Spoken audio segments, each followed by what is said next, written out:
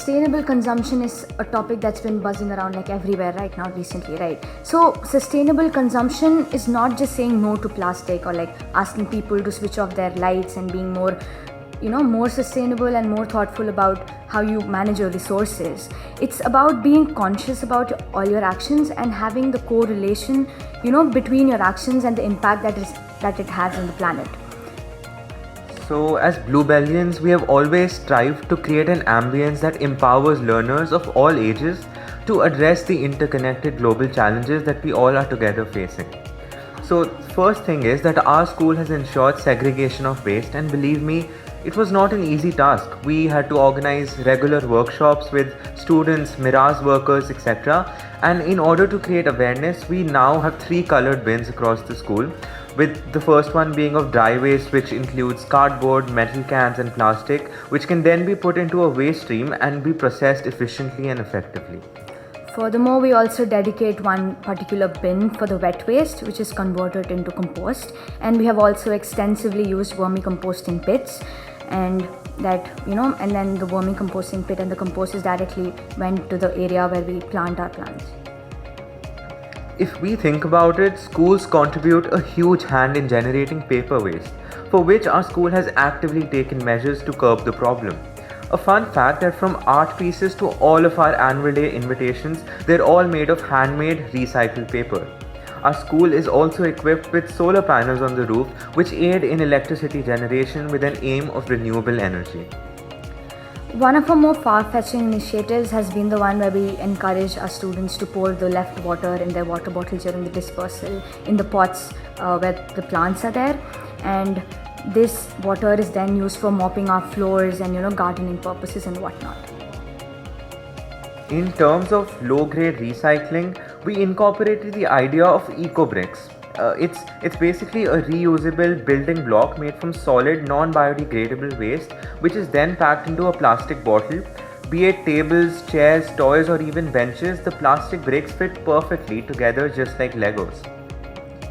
Inspired from all of your schools, even our school believes that we should refrain from using styrofoam plates, and as a recourse to that, we have fostered the use of steel plates, and we have encouraged our fellow peers to get their own tiffin boxes to school. And overall, we've also proudly formed a zero waste backdrop in our school. But as water resources also become scarce, water management becomes another area where we really need to focus. So all schools like ours also should engage in rainwater harvesting, and which shall, I definitely believe, go a long way in the conservation of natural resources. And most importantly, the proactive students of our institution have been taking up various initiatives and projects to minimize the effect human indulgence has had on the environment. Furthermore, our school indulged in a project, or we can say a signature campaign, which was on Yamuna Froth for Tears, under which we created awareness. We tested the water of the Yamuna river, and we examined the causes, and we also discovered solutions, considering the fact that Yamuna shall thrive to rejuvenate the dying polluted river, which is an important water source in India and many cities across. So after all, a drop of water is worth more than a sack of coal to a thirsty man, right? As another school just mentioned here, our recent project was also to conduct a mega plastic collection drive. So we believe that plastic is often regarded as the demonic nemesis to humanity, but it's only to realize that we cannot live without it, and banning it is not a consistent solution. And thus, instead of banning plastic, we send plastic waste to authorized recyclers like the ICPE. And so next time you buy a pair of shoes or stand at a podium, don't be surprised if it is made of plastic that we recycled. It's actually exhilarating that we were able to collectively save 1,000 kilograms of plastic from going to landfills in Delhi. And as a step forward, we've also drafted a prototype called Fashion Shiz. Like I guess Shivnada School talked about thrifting being an alien concept, and now that we really need to implement it in our country. I mean, thrifting is not really an alien concept in our country, considering the fact that we as siblings, often use our siblings' clothes, and it just goes vice versa. So we also, developed a prototype called Fashion Shiz. It had the aim to curb the wastage of resources in the clothing industry. So our app actually comprises as a middleman platform with the concept of selling and buying second-handed clothes, and it also has this option of renting clothes whenever you want. So it also comes in a reasonable cost with a lot of incentives if you really purchase purchase through it in order to reduce the environmental footprint. And we also look forward to collaborate with any such sustainable fashion brands to establish our idea into an actual practical usage of an app. Talking more about this, it is said that one garbage truck of textile waste is disposed of. Okay. Right. Is disposed of every second. And this breathtaking fact does prove the intensity of the issue we are dealing with.